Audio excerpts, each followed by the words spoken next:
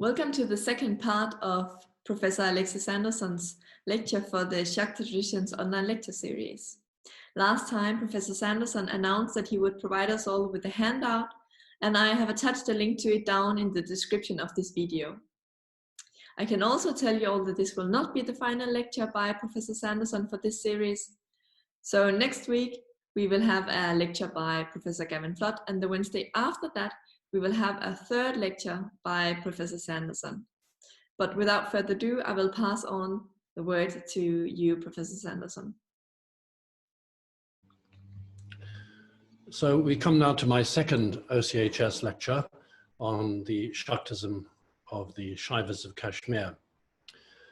My last lecture was devoted to outlining the broad context of the historical development of Shaivism, within which I locate the special Shaiva developments in Kashmir, the special Shakta-Shaiva developments in Kashmir. And one of the great advantages of having a recording is that I could listen to it and see, to my embarrassment, the various places in which I tripped over my tongue and said the opposite of what I wanted to say. So I have to begin with one or two corrections from the audio of the lecture last week.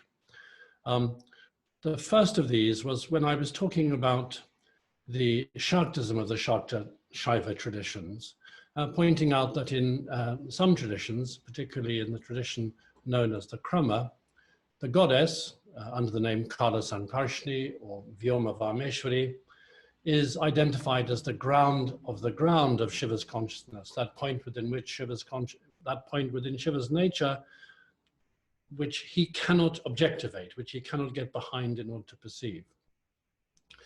But I pointed out that even in that perspective, in which the goddess becomes the ground of the ground, as it were, she remains theoretically Shiva Shakti. And I said that, glossed the term Shiva Shakti as the power of the goddess, which of course is a slip of the tongue. I meant to say the power of Shiva. So in spite of the orientation on the goddess as the fundamental reality, nonetheless, the theoretical idea is maintained that Shakti by definition implies that which has that Shakti. Power implies a power holder, and that power is always Shiva, even though that power comes from a point within his nature which even he cannot objectivate. That was the first correction I wanted to make. The second is rather more consequential. I was talking about the silence of the Pali tradition on the subject of Shiva under any of his names, including Maheshwara and Mahadeva. And I pointed out that although absence of evidence is not evidence of absence, the silence of a particular text, the Nidesa or Mahanidesa, was particularly telling because it contains a list of persons who seek to purify themselves by adopting the vrata or ascetic observance of a particular deity. Various deities are listed. It's a typically archaic list of non-Buddhist objects of devotion. And it begins with Vasudeva and Baladeva, the two Bhagavats of the early Vaishnava tradition. And I said that this text is perhaps as early as AD 300. What I meant to say is as early as 300 BC. That's a slip of the tongue. Later, I was speaking of the Lalita Vistara in the context of early references to Shiva in Buddhist literature, where he appears as an interlocutor in Mahayana Sutra dialogues. And I referred to one of these texts, the Lalita Vistara, as, if I heard myself correctly, the early Vaishnava Lalita Vistara. I'm sure many of you will have realized that what I meant was the early version of the Lalita Vistara, because there is a later version. There are two main versions translated into Chinese. I was referring to the earlier of the two. One other point I'd like to bring to your attention is this. When talking about the existence of a corpus of Saiddhantika scriptures, Saiddhantika Shaiva scriptures from South India, I might have created the impression that I'm talking of two non-overlapping bodies of text. That there's a North Indian corpus of text seen in Kashmir and certain other places, and then there's a South Indian corpus of text which has no overlap between the two, other than perhaps in titles.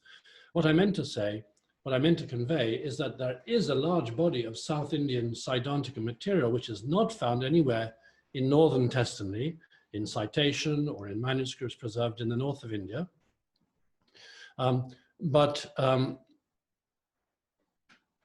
The South Indian manuscript tradition also includes works from this northern tradition. So we have an early literature which is found throughout the subcontinent, although it happens to be preserved most substantially in Nepal. And then we have a substantial body of texts which are only circulating in South Indian manuscripts. And these seem to me to be genuine South Indian products, which were added by the South Indian tradition as the great tradition of Chola temple building got underway and the Saiddhantikas moved into the control of these elaborate institutions and needed to produce scriptural support for their temple rituals. And that really is the point of these later Saiddhantika Shaiva works to which I'm referring. They are concerned with the providing scriptural backing for the efflorescence of the Shaiva temple cult of South India. And if you needed proof of that, one could simply point to the fact that most of these texts glorify the Adi Shaiva subcaste. The Adi Shaivas are a group of Brahmins in South India who enjoy the exclusive right to officiate in the Shaiva temples of Tamil Nadu. They're not found outside that region. And the presence of passages scattered throughout that South Indian corpus is a fairly clear indication that these texts come from their milieu and not from the early North Indian Shaiva tradition. One more point, I referred carelessly to the alphabet goddesses Matrika and Malini.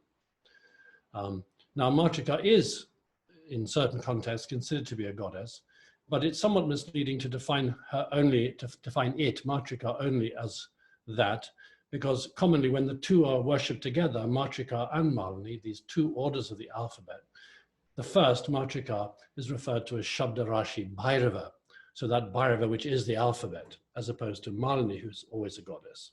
So that was the last correction I wanted to make. Now we come finally to the topic of Shaivism in Kashmir. And of course, we'll be focusing particularly on the Shakta-Shaiva element. But first I want to address the issue of the term Kashmir Shaivism, which still is on its feet in secondary literature about Indian religion. It's not a term I use myself, and I think for good reason. I find it misleading, and I want briefly to tell you why there are reasons not to use this term. The first is this, the term Kashmir Shaivism is a product of the contraction of the Shaiva traditions during recent centuries that created the appearance of two disconnected islands at different ends, opposite ends of the Indian subcontinent. Kashmir Shaivism, as it was called, and South Indian Shaivism. The first defined by its intuitionist, mystical approach, non-dualistic metaphysics, and Shakta orientation, and the second, so-called South Indian Shaivism, characterized by its ritualism and its dualistic metaphysics and its absence of Shakta orientation. But in fact, in earlier centuries, Shaivism in Kashmir and the far south was a complex of traditions that comprised both of these poles, both this Shakta pole and this ritualistic Saiddhantika pole, and several other traditions in between. To use the term Kashmir Shaivism to refer to the traditions embraced by the non-dualistic literature of Somananda, Utpaladeva, Abhinavagupta, Kshemaraja, Jayadrathayamala, and other authors of their tradition is to overlook the fact that these predominantly Shakta traditions coexisted in Kashmir with the dualistic Saiddhantika tradition, that this Kashmirian Saiddhantika tradition, far from being a fringe phenomenon in Kashmir, was actually the dominant Shaiva tradition there in the time of our non-Saiddhantika authors, and that the non-Saiddhantika traditions draw much of their force from their coexistence with the Saiddhantika tradition, and we'll see that in the sequel. Furthermore, the traditions embraced by these Kashmirian exegetes, whether Saiddhantika or non-Saiddhantika, were by no means limited to these two regions in earlier times. My exploration during recent decades of epigraphical evidence, art historical evidence, and of Shaiva and Shakta-Shaiva manuscripts preserved in libraries around the world, especially in the extensive collections of early Nepalese and East Indian Shaiva and Shakta-Shaiva manuscripts that are preserved in the Kathmandu Valley, has shown that the infrastructure of all these traditions, by that I mean everything except the theoretical or metaphysical superstructure imposed on them, is in fact much more widely distributed throughout the subcontinent. And in the case of the Saiddhantika Shaivism, extending also into Southeast Asia. So for these reasons, I avoid the term Kashmir Shaivism. No doubt there have been many distinguished Polish theologians of Catholicism, but one wouldn't refer to Catholicism as Polish Christianity.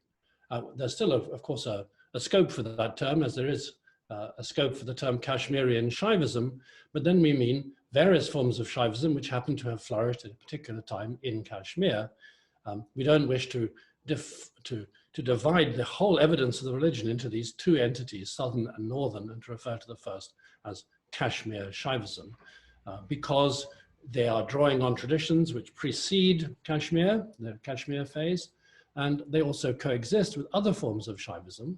And to refer to the non-dualistic alone as Kashmir Shaivism is to forget about the mainstream of the tradition at the time, which was in fact Saiddhantika. Now, let me turn to first this broad base of Kashmirian Saiddhantika Shaivism, which I think we must keep in mind when we think about the Shakta traditions. Now, the surviving Kashmirian literature from this tradition belongs to the 10th and 11th centuries, just as does the influential core of the Shakta-Shaiva literature. And it comprises, I won't attempt to give a complete list, but you have a number of these on the handout, which either has been distributed or will be distributed shortly. We have important commentaries on fundamental Saiddhantika scripture. We have the commentary of Bhatta Narayana Kanta on the Mrigendra. We have the commentaries of Bhatta Ramakanta, perhaps the most influential of these authors, on the Matanga, the Vidya or Gnostic chapters of the Kirana, the chapters dealing with doctrine, and the commentary on the 350 verse redaction of the Kalotra. We also have his philosophical commentary, his Nareshvara Pariksha Prakasha, on the seminal theological treatise of Sadhya Jyotis, the Nareshvara Pariksha. And we also have a work by a relative of that family, Bhatta Vidya Kanta, on the Maya Sangraha, a commentary on the Maya Sangraha. And this is a particularly interesting find. We have only one manuscript of it. Only one manuscript seems to have survived of this text. And it's particularly interesting because it's a commentary on a Pratishta Tantra, that is to say, a Tantra concerned with the installation of images and the consecration of temples and other substrates of worship. We also have among Saiddhantika scriptures at least one, the eclectic Brihat Kalotra, a large work often referred to as the Shatsahasra, that which contains 6,000 stanzas. And among these Saiddhantika scriptures, the Brihat Kalotra or larger Kalotra is probably a product of Kashmir. I can't go into the reasons for that. Some of them have been set out in my study of the Netra Tantra. And I should point out here that no Kashmirian Saiddhantika works are known from the period after the 11th century. This doesn't mean, however, that the tradition died out completely, but we do not have preserved any works of a later date. As for its character, as it appears mediated by these Kashmirian commentators, it is strictly ritualistic.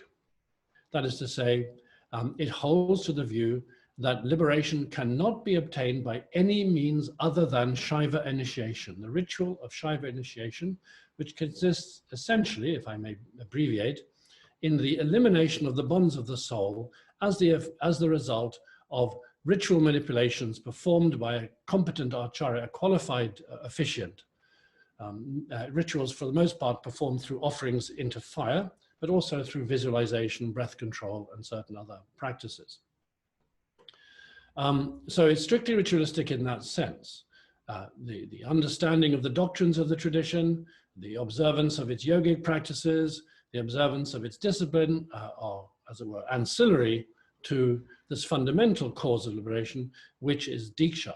And when I say that it's ritualistic, I also imply that it's highly professionalized, because what these authorities are saying is that you cannot obtain liberation except by receiving initiation, and you cannot receive initiation except by being given initiation by a qualified Saiddhantika officiant. So in other words, the gift of liberation is entirely in the hands of a professional body of qualified acharyas.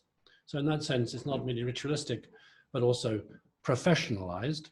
And other forms of Shaivism which are more open to the idea of mystical enlightenment without passing through, as it were, through the door manned by these doorkeepers, were clearly considered highly threatening by the Saiddhantikas, and they're not slow to attack them.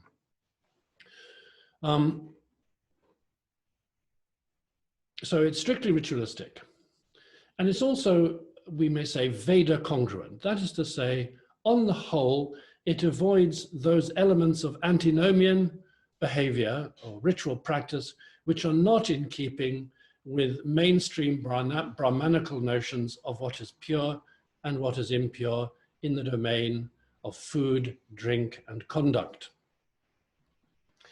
And for this reason, its Veda congruence, it was vulnerable to assimilation by the Brahmanical mainstream as one of the forms of religion considered valid.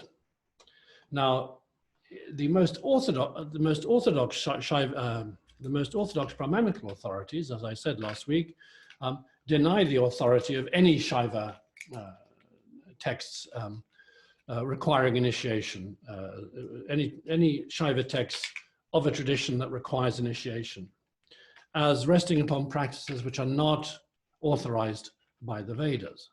But because the mainstream Saiddhantika tradition was essentially non-challenging in that it didn't infringe any of the Brahmanical criteria of purity, it came in due course to be accepted as part of valid religion.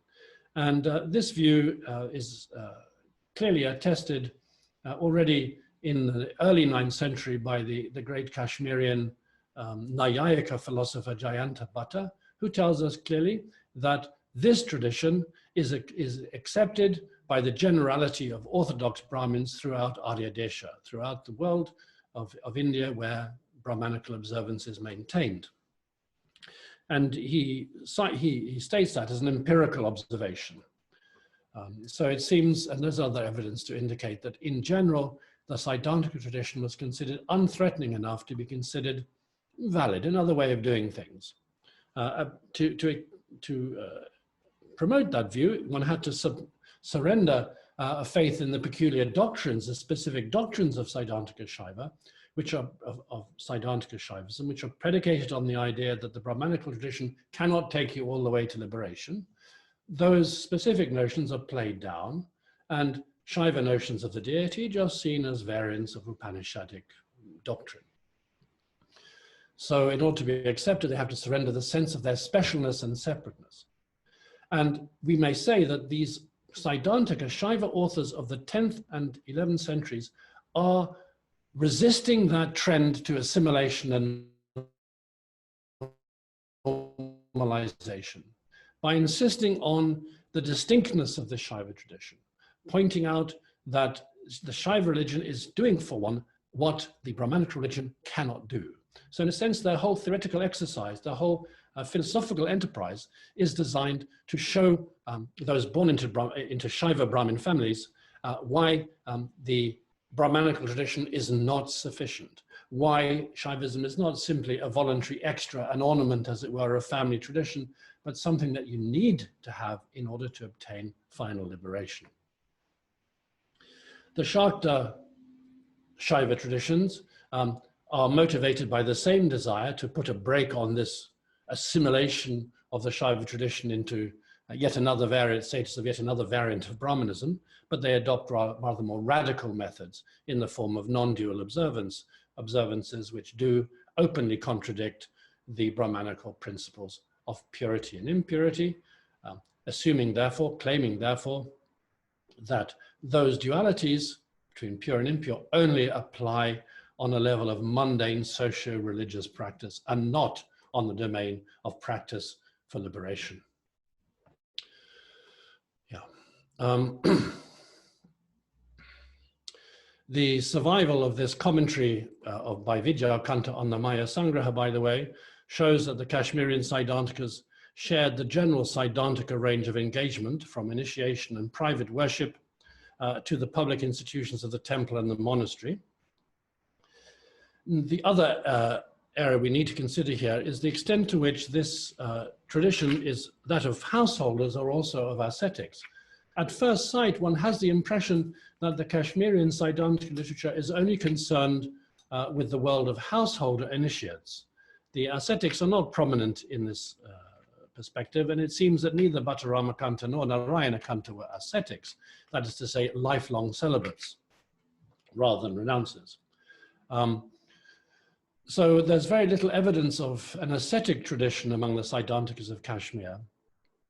But this may be because the institutional basis of Shaiva asceticism, namely the temple and the monastery, was largely eliminated during the centuries of Islamic rule in Kashmir, which extended from 1339 through to 1819, under the Shahmiri kings, the Mughal governors, and then subsequently the Pathan governors. Jayanta Bhatta's Agamadambra, Much Ado About Scripture, attests the existence of Saiddhantika asceticism in Kashmir around the turn of the 9th and 10th centuries, as does the 11th century Kashmirian poet and satirist Kshemendra, who mocks the licentiousness of 3 fictional ascetics of this tradition in his Advice to the Nation, his Deshopadesha, where he speaks of 3 Shaiva ascetics, bald Nayana Shiva, buck-toothed Rupa Shiva, and Dhyana Shiva, devoid of knowledge of both rituals and their mantras, who now enter before the mandala. The masked tresses of Shaiva ascetics, cleansed by washing with nutmeg, areca nut, and cloves, richly fumigated with incense, their lice killed with fistfuls of ash, are fortunate indeed, for they are prostitutes' pillows. This, you see, is not a very sympathetic portrayal of Shaiva ascetics, and the 3 names Nayana Shiva, Rupa Shiva, and Dhyana Shiva are cleverly chosen. They are perfectly normal Shaiva initiation names in the Saiddhantika tradition, but he clearly wishes us to understand them as meaning something like eyeful Shiva, ogle Shiva, and unable to take his eyes off Shiva, something along those lines, implying their improper interest in members of the other sex.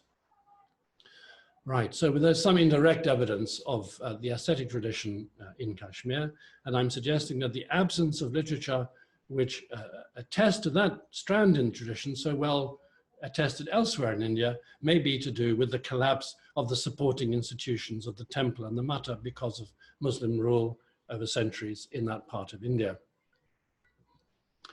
As for the date of these traditions, we may ask now, how far back in time do we know that the Saiddhantika Shaiva tradition was active in Kashmir? Well, the earliest evidence is probably the fact that the Netra Tantra is aware of the Siddhanta, the tradition of the Saiddhantikas, and I date this text somewhere between 700 and 850 AD, and I think it's almost certain that this text was indeed composed in Kashmir. The only really firmly datable evidence, however, I have found in the work of the Kashmirian poet Rajanaka Ratnakara. It appears from his Mahakavya Haravijaya that he and his audience were conversant with the scriptures of the Siddhanta and with the exegesis on that corpus of texts produced in the period 675 to 750 by Sadyojyotis and Brahaspati, the 2 founders of the ritualistic take on the Saiddhantika corpus. So we know this from a hymn that is part of this massive poetic composition, Haravijaya, occupying about 160 or 70 verses, which was composed during the reign of Chipata Jayapida, king of Kashmir, around 830 AD. So we know that almost 2 centuries before our Kashmirian exegetes, the tradition was well established in Kashmir.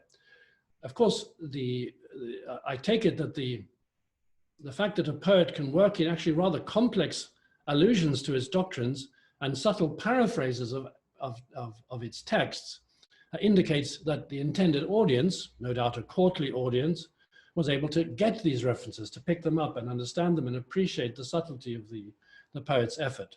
So I take this as evidence not merely that Rajanaka Ratnakara was familiar with the Siddhanta at this period, but that the learned audience of the Mahakavya was also familiar with these, since there's nothing more likely to cause poetry to fall flat on its face than its subject matter being entirely alien to the audience to whom it's addressed. There's also evidence of its acceptance, I've already mentioned this, by mainstream Brahmanical tradition in the Nyaya Manjari of the Kashmirian Nayayika philosopher Jayadrathayamala, who was a contemporary of King Shankaravarman, who ruled Kashmir from 883 to 902. Finally, I want to mention the fact that Kshemaraja, pupil of Abhinavagupta, approximately dated to 1000 to 1050 AD, reports that the Saiddhantika tradition was the most influential Shaiva tradition in his time. So it's still very active at that time. And that he wrote his commentaries on the non-Saiddhantika Svacchanda Tantra and Netra Tantra precisely in order to free them from the Saiddhantika readings to which they were being subjected by his contemporaries.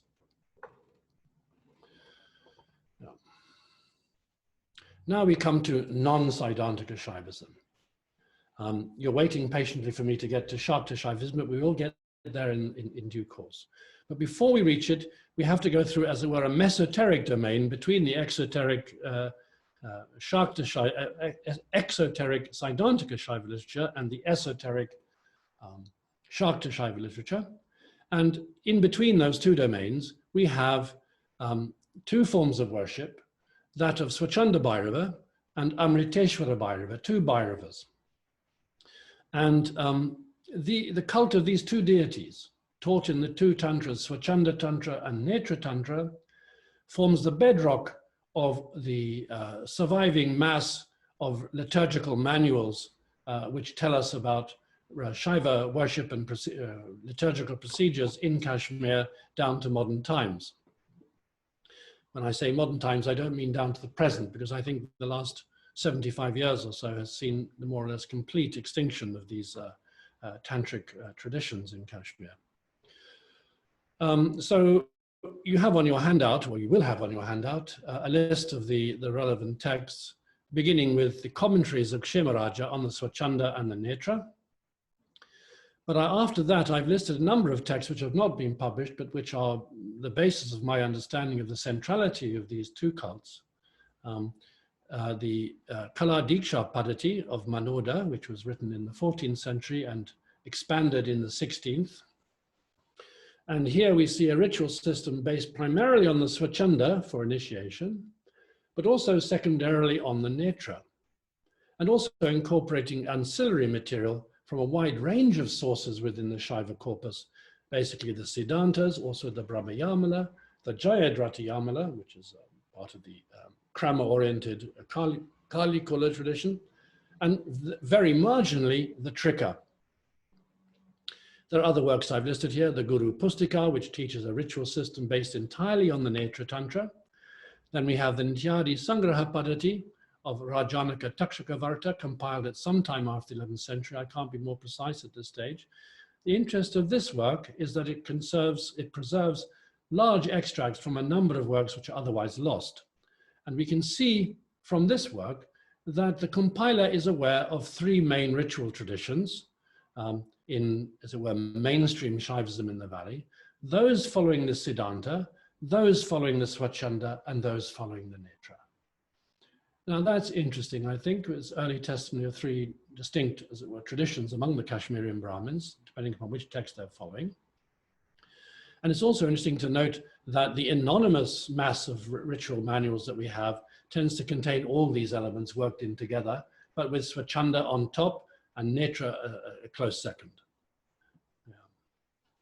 So we see that mixture in the anonymous ritual manuals used by the Tantric Shaiva family priests of the Kashmirian Brahmins for cremation and shraddha and other posthumous rituals. You'll see the titles in your handout. Yeah. So it's the eclectic nature of these texts which I think is particularly striking. If you try to understand Shaivism without, as it were, getting your hands dusty by looking in looking at these rather humble manuscripts, often anonymous, but concentrate entirely upon the works of the learned, you would get the impression that these various traditions are completely hermetically sealed from each other. You're in one or the other, and they must never, as it were, be combined or mixed. The ritual manuals show us a very different reality. We see a complete admixture of Svacchanda and Netra Tantra, to the extent that the central deity is often Svacchanda plus Netra, for which there's no parallel in the learned manuals, the learned works of prescription concerning ritual. Now, the date of this intermediate tranche of traditions, Svacchanda and Netra, is hard to establish, but I'm rather struck by the absence of any reference to Svacchanda-Bhairava in the work I've already mentioned, the Haravijaya, this kavya, this epic poem, Haravijaya, which contains not only a hymn to the goddess, but also a hymn to Shiva, a very long hymn to Shiva, which essentially draws upon all the theological systems active in Kashmir and known to the author. So if Svacchanda-Bhairava were up and running at that early period, that's to say in the early 9th century, we would expect some reference to him, but none appears. I find that silence rather telling. On the other hand, I've already told you that the Netra Tantra was composed in Kashmir in the period 700 to 850. And now this scripture presupposes the Svacchanda Tantra. There are certain connections between the two texts, and it seems likely that the Netra Tantra presupposes a knowledge of the Svacchanda, that in some sense, it's a text ancillary to the Svacchanda. It doesn't merely supplement it, it introduces a new cult to be practiced by a special kind of Shaiva officiant who is acting like a royal Purohita, a royal chaplain. But somehow there are textual connections between it and the Svacchanda. So possibly the Svacchanda-Bhairava was present in Kashmir at this earlier period, but the evidence is not very strong. Now, finally, after having dealt with those intermediate traditions, which are in a sense truly the Shaivism of Kashmir, that counts for a great deal of what's actually done in practice until recent times. And I should point out that although the Siddhanta is not in that central area, nonetheless, the ritual manuals that survive do incorporate substantial elements of Saiddhantika ritual practice, which they bring into the mix. Just as they do in the other direction, bring in elements from esoteric Shakta tradition. So we have in the ritual manuals of the Kashmirian officiants, the whole of the Kashmirian Shaiva traditions, as it were, brought together and mingled in one complex whole. Which is, I think, a reminder of the likelihood of the truth of the proposition that the learned present these systems schematically without reference to their actual coexistence in the real world. That Shaivism is not either or, it's all these things interacting in complex ways. There's a kind of synergy in the coexistence of these traditions. I think I mentioned in my last lecture that the Saiddhantika Shaiva tradition, from the point of view of its royal patrons, was largely valuable as the means of giving diksha to kings, initiation to kings, and also consecrating royal temples, whereas the Shakta-Shaiva tradition was valuable to them as a kind of resource in times of emergency, performance of special tantric rites to protect the kingdom in times of invasion, flood, plague, and so forth. So that too points to the synergy of these traditions. The learned present them as each in its own separate world with its distinctive doctrines and so forth, but in the lived world of religious practice, from the point of view of its patrons, all these elements are relevant. So now we come to the properly Shakta Shaiva traditions. And we begin with the most Shakta of all, and that is the tradition that may roughly be called the Kalikula. This is a form of Kaula practice, and I distinguish here between two main bodies of textual material. The first is this very large work I've mentioned to you already, the Jayadrathayamala, supposedly in 24,000 verses, in fact slightly less in length. This work was also referred to by the Kashmirian scholars, notably Kshemaraja and Jayadrata, simply as the Tantra Raja or Tantra Raja Bhattaraka. The term Bhattaraka appended there being an honorific, the venerable king of Tantras, Tantra Raja Bhattaraka. So on the one hand, there's that work, which can be described briefly as an encyclopedic collection of liturgical procedures for the propitiation of a wide range of variants of the ferocious goddess Kali, generally known under the name Kala Samkarshni in this tradition, she who destroys, resorbs, removes time, Kala Samkarshni. And the basic character of this text is Karpalika. It has strong connections with Atimarga 3, ascetics propitiating these vidyas, these mantra deities, generally adopt the Karpalika observance, living in cremation grounds, worshipping while adorned with ornaments of human bone, begging with a human skull as a skull bowl, and sporting a staff with a human skull attached to it. Their offerings are highly transgressive. They are offering meat and wine. They're intoxicated at the time of worship. They have female companions with whom sexual intercourse is required for the production of power substances from the body, thought to attract the deities in question.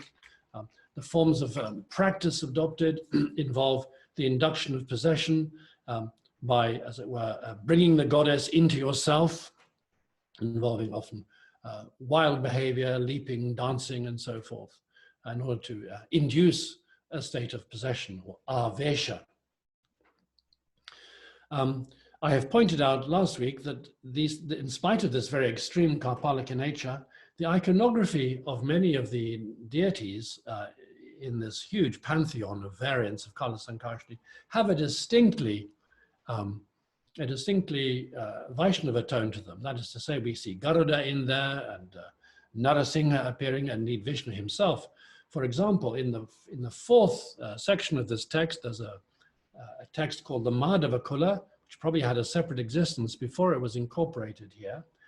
And this text, the Madhavakula, is summarized by Abhinavagupta in the 29th book of Tantra as teaching one of two forms of the Kula that he advocates.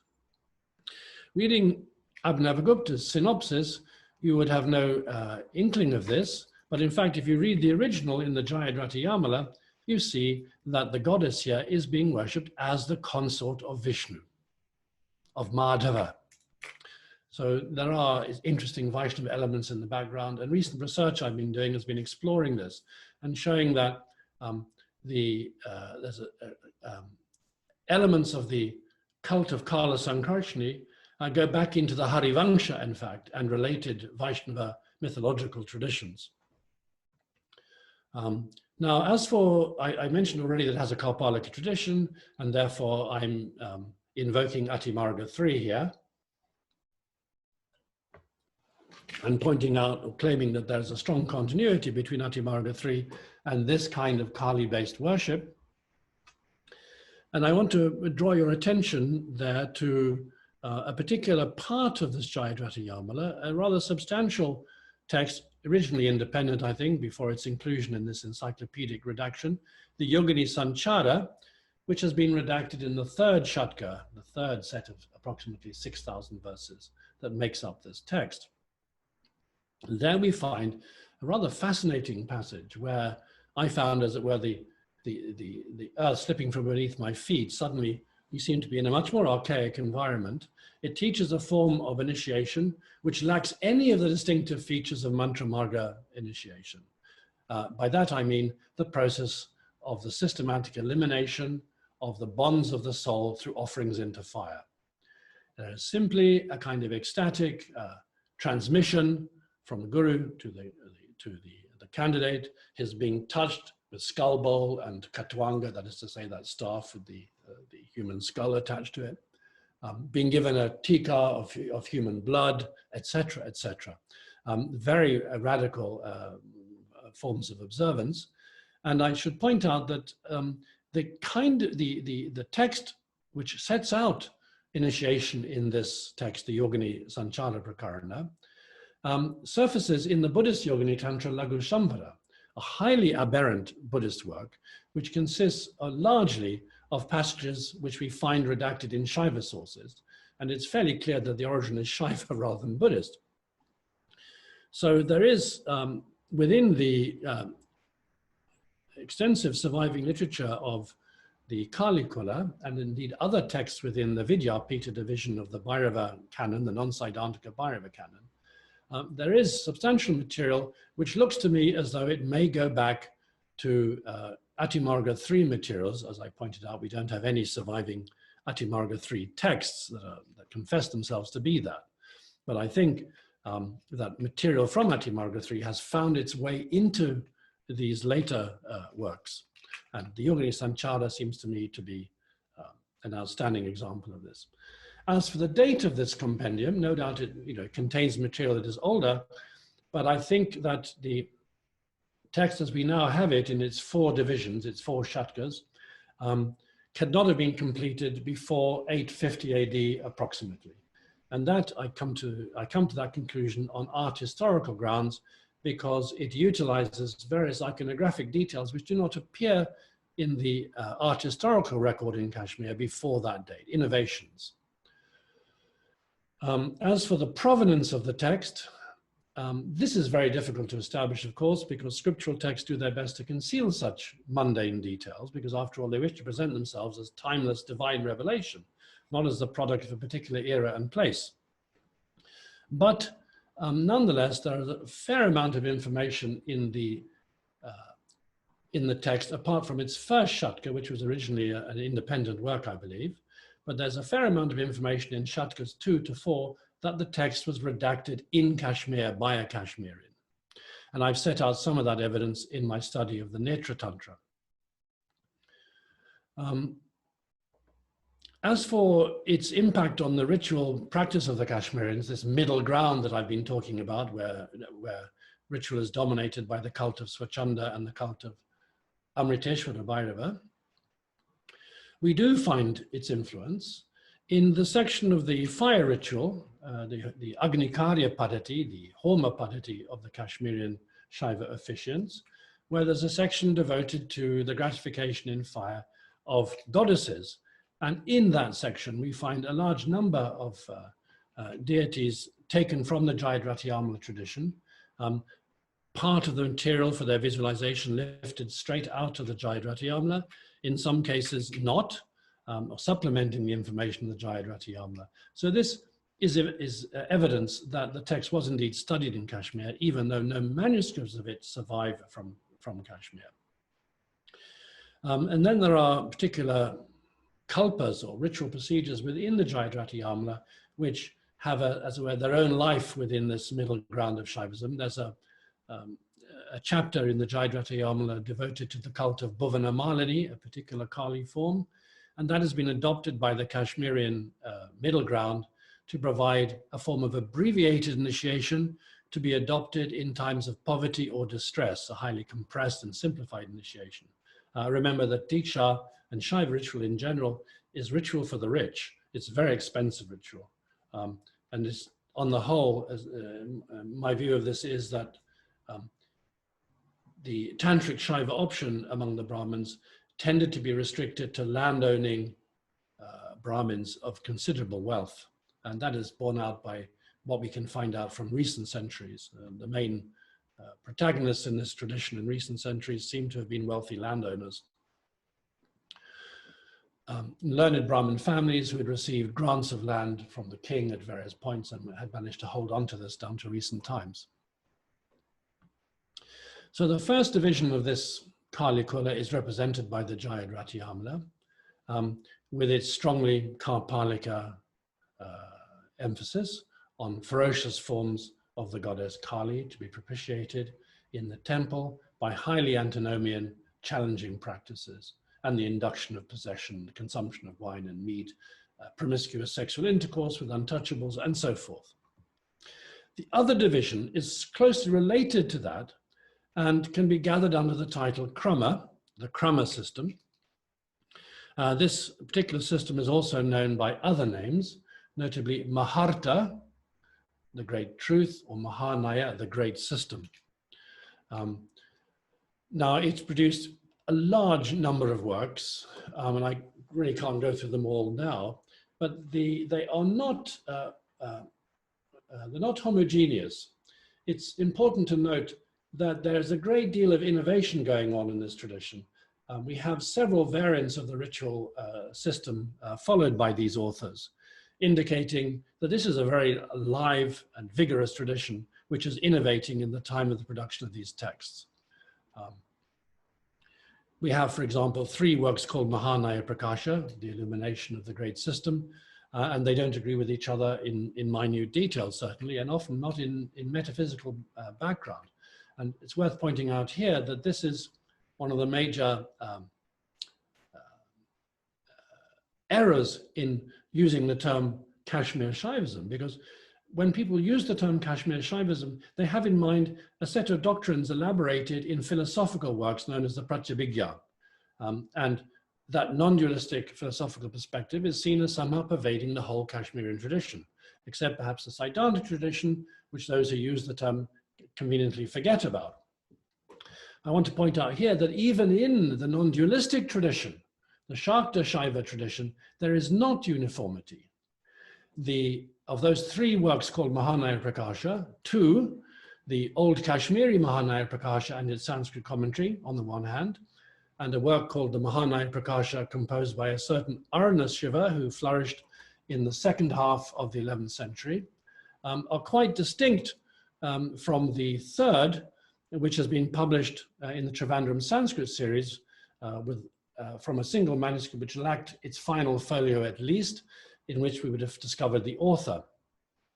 This work is certainly Kashmirian in my view, but unlike the other 2, it alone shows that it has absorbed the doctrines of the Pratyabhigya and is written in accordance with them. The other 2 seem strikingly independent. They teach a form of non-dualism, but not in the terms of the Pratyabhigya.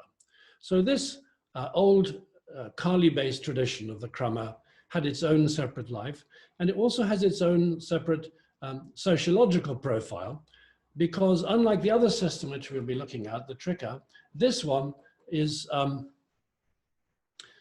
heavily engaged in Karpalika practice. The number of the gurus of this tradition were Karpalika ascetics, and some of them were not men, some of them were women also. And this is rather unique in the Shaiva tradition. So I just want to point that out briefly. The doctrinal basis of this tradition is really rather extraordinary. The idea is that deep inside Bhairava's consciousness is a reality which he cannot penetrate. And the teaching of the Krama is the unfolding of that dynamic structure which he cannot access himself. And is taught as a means of self-realization through the gradual successive worship of each of the phases of this dynamic structure that is said to lie at the very heart of consciousness and can be perceived microcosmically in the flow of individual perceptions, from the projection of the object to the resorption of the object back into its non-dual consciousness, underlying state of non-dual consciousness. The date of this tradition seems to be that it emerged in Kashmir at least around the middle of the 9th century. And I will leave it there for the time being. From the point of view of learned authors in this Kashmirian non-dualistic tradition, I should tell you that it's my view that Abhinavagupta began his career in this domain as an initiate of the Krama, not in the Trika. So this is apparent from his work summarizing the teachings of the Bhagavad Gita Artha Prakasha, and also from his Krama Keli, a lost commentary on the Krama Stotra, which is the central text of this Kashmirian Krama tradition. It doesn't survive, but we have substantial evidence about its contents from a South Indian author who did have access to it. This is to say, Maheshwarananda, who speaks about this in his Maharta Manjari Parimala. So in my view, Abhinavagupta began in his early years as a Shaiva as an initiate into this tradition of the Krama, and later moved on to the Trika, bringing the Krama with him, as it were, in the background of his thinking and applying it to his understanding of the Trika. So we come now, with time running out again, to the Trika. And this tradition is generally seen as at the very center of our imaginary entity, Kashmir Shaivism. But it should be pointed out that the literature, dramatically great though it is, particularly the Tantra Loka of Abhinavagupta, is not clear evidence that this tradition was very widespread in the Kashmirian community. We have, in fact, very few texts, but they are very distinguished texts. But we can infer from their distinction that they represent the a broad base of practice in the community. The Krama has a better claim to that on the basis of the diversity of its own, of its literature.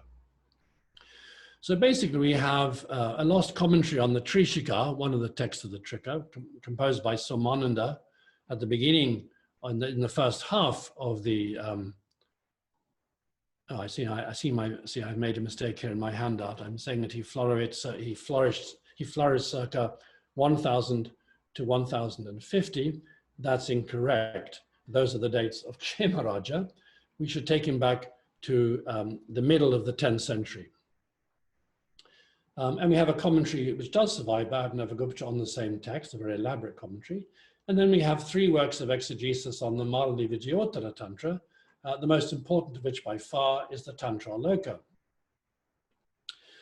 And the Trika before the gurus from Samananda to Abhinavagupta is something I've looked into. Is there any evidence of it before Samananda? Apparently there are no texts surviving in Kashmir which can be taken back before Samananda for this Trika system. But in fact, again, we can turn to the Haravijaya, this great Mahakavya by Ratnakara, composed circa 830, because there in the hymn to the goddess Chandi, which occupies 150 verses, 152 verses in the 47th chapter of that vast work, we find intimate technical knowledge of the Trika.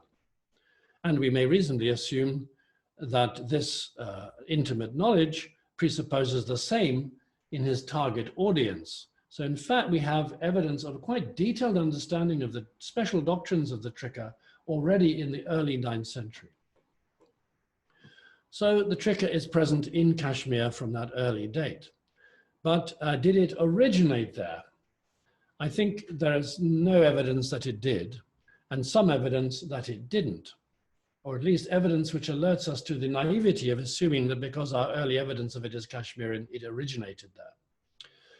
What is this other evidence? Well, the first is that it comes from the tradition of the Kaulas known as the Paschimamnaya or Paschimamvaya. This is essentially the literature concerned with the propitiation of the Kaula goddess Kubjika. The scriptures of this tradition, beginning with the Kubjika Mata, are heavily dependent upon the scriptural corpus of the Trika. And we can see from various indications that the provenance of this Kubjika cult, at least the early text of the Kubjika cult, is the Deccan Plateau. So it's clear that the redactors of the Kubjika Mata and related materials had access to the scriptures of the Trika in the Deccan. So that immediately alerts us to the possibility that we're looking at a much older tradition whose place of origin is still unclear, but certainly cannot be assumed to have been Kashmir. There are also references to the Trika in South Indian literature in 959 AD, considerably before evidence of Kashmirian influence on the Shakta-Shaivism of this region. And these references are found in the Yashas Tilaka, the monumental poetic work of the Champu genre, completed in that year by the Jaina scholar and poet Somadeva Suri, in Telangana, in what is now, in South India, in Telangana. The form of the Trika known to him corresponds with that of the Tantra Sadbhava, a work much of which was incorporated in the Kupchikamata. So it looks to me very likely that the early Trika tradition developed on the Deccan Plateau and subsequently found its way to Kashmir and other places, including Nepal. Now, apart from these two great Trika traditions, we have a large body of works that underpin the theory that sustains the exegesis of these traditions, and that is reasonably well known. We have the Shiva Sutra and Spandakarika, we have the Shiva Drishti of Somananda, and we have that wonderful corpus of philosophical texts produced by Utpaladeva, firstly his commentary on the Shiva Drishti, and then his Ishvara Pratibhigya Karaka and his two commentaries on that text, the Vritti and the Vivriti. And then we have Abhinavagupta's commentaries on those commentaries, the Ishvara Pratibhigya Vimarshini and the Ishvara Pratibhigya Vivriti Vimarshini. And there's no time for me to elaborate that. I think the doctrines are perhaps reasonably accessible from secondary sources.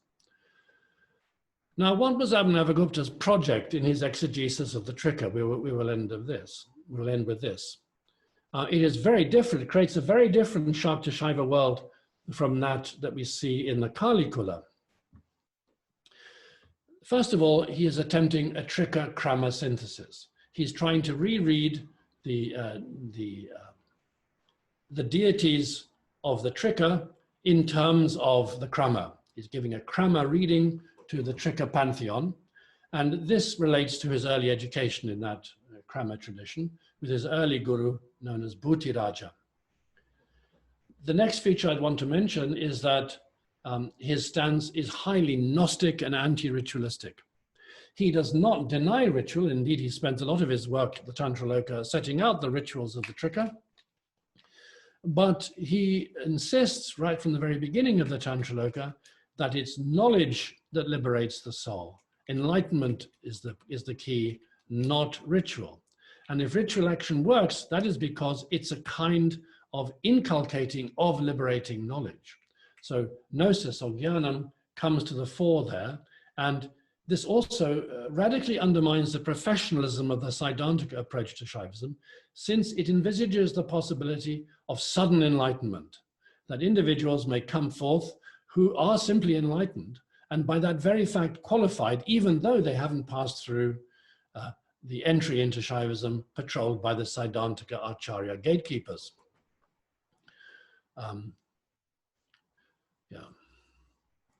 Then I should point out that while the Kalikula still has ascetics at the center of the picture, Karpalic ascetics, the Trika of Abhinavagupta has largely overlooked or marginalized this figure. The figure of the ascetic and his concerns are largely absent from Abhinavagupta's Trika. He is elaborating, if you like, domesticating a system originally Karpalika in orientation for consumption by highly educated, learned householder Shaivas in his community. And in this shift away from the ascetic, we also see a shift away from visionary yoga.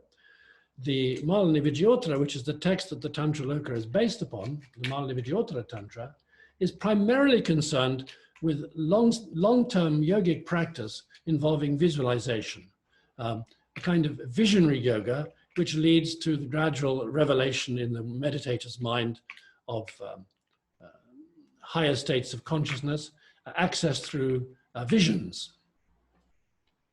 That which occupies a substantial part of the text is completely pushed out of the picture by Abhinavagupta, who is concerned with insight and insight-driven ritual and aestheticized ritual. And it's this element of aestheticization that needs to be stressed as well.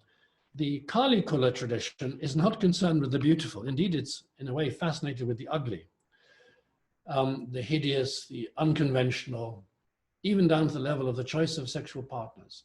You may be surprised to know that in the Krama, when discussing ideal partners for the Kaula ritual, we are told that women of great ugliness should be selected by ascetics in certain contexts. In other words, the point is not sexual, it's not pleasure, it's all part of a transgressive world in which people separate themselves from mundane values. So there's this process of aestheticization going on, which is a kind of rationalization of non-dualistic practice. So the point of wine becomes not transgressing the Brahmanical prohibition against consuming alcoholic liquor. It's to do with the evoking of a state of inner joy. And the offerings, which in the Karpalika world emphasize foul products of the body, meat, etc., which are objectionable to many members of mainstream Brahmanical society. All this is replaced by an emphasis upon fine scents, odors, sensations, touch, fabrics, beautiful flowers, and the rest. The idea being that this aestheticization leads to a kind of greater resting in consciousness, which can be, as it were, a springboard into a higher awareness. So I would mention also aestheticization as a crucial feature. The next feature, and perhaps the most radical of all, is rationalization. After composing the Tantra Loka, he moved on to write his commentaries on the Pratyabhijna texts. And I see this as a kind of attempt to move beyond the world of ritual into a domain, a Krama-inspired world of direct insight into the nature of reality through the observance of consciousness, the observance rather of cognition, of the fact that one is a conscious agent. So I see the Pratyabhijna not as a system of philosophical ideas outside the Shakta-Shaiva tradition, but an attempt to extract a rational core that enables the advanced practitioner to transcend the world of mantra, mudra, mandala, and the rest of the tantric apparatus, and go for a direct recognition of his nature through an intensification of a rational perception of ultimate reality as guided by these texts. The next feature is its inclusivism. The system of the Kalikula is highly exclusive. It emphasizes that one must never reveal its secrets to followers of the Saiddhantika tradition and so forth. It's a highly antinomian, outsider's tradition, if you like. Whereas the Trika seeks to elaborate a volume of to elaborate a model of what it calls a higher non-dualism, a Paramadvayavada, in which it subsumes and validates all forms of Shaivism under its aegis. The idea being that it's the insight that's important, not the liturgical externals. So whereas the Kula, for example, forbids the worship of the Linga, which is fundamental to the Saiddhantika tradition, the Malini-Vijayottara, or more specifically its 18th chapter as interpreted by Abhinavagupta, says it doesn't matter which you do, just adopt any practice that will lead to this insight. So long as you're making your awareness firm in its focus on reality, the externals do not matter. So this is a move to establish a kind of universal platform for the incorporation of all Shaiva practice. And in this ambition, there is also elaborated on the basis of scriptural prototypes the idea of successive initiations in which one climbs up this ladder from the Siddhanta at the bottom to the highest level of the Trika at the top. I want to end now with what I'm calling Shakta outreach. That is to say, after the elaboration of this new perspective that we see in the works of Abhinavagupta, we have the works of Kshemaraja. I've already mentioned his commentaries on the Svacchanda and the Netra. And it seems to me that these are a concerted attempt to systematically introduce the new Shakta non-dualistic perspective into the practice of those tantras, to free those tantras of incursions from the Saiddhantika domain. He also wrote commentaries to achieve the same effect on the Shiva Sutra and the Spandakarika. And these are two works which, in a sense, render accessible to Shaiva devotees core doctrines of the Shakta Shaiva tradition without necessarily requiring initiation. So this too may be seen as an attempt to establish in the minds of Kashmirian Brahmins at the time a sense of ultimate reality independent from engagement in elaborate ritual, a lifelong engagement with Shaiva ritual. And in the same spirit, I would place his commentaries on popular hymn collections, since he wrote commentaries on the Stava Chintamani of Bhattanarayana and also on the Shiva Stotravali of Utpaladeva, whose popularity I referred to in my last lecture. At least I was referring to the evidence of the popularity of the Stava Chintamani. Now, if I had a little bit more time now, I would like to go on to point out to evidence of the influence of this Shakta outreach into other Shaiva communities elsewhere in India.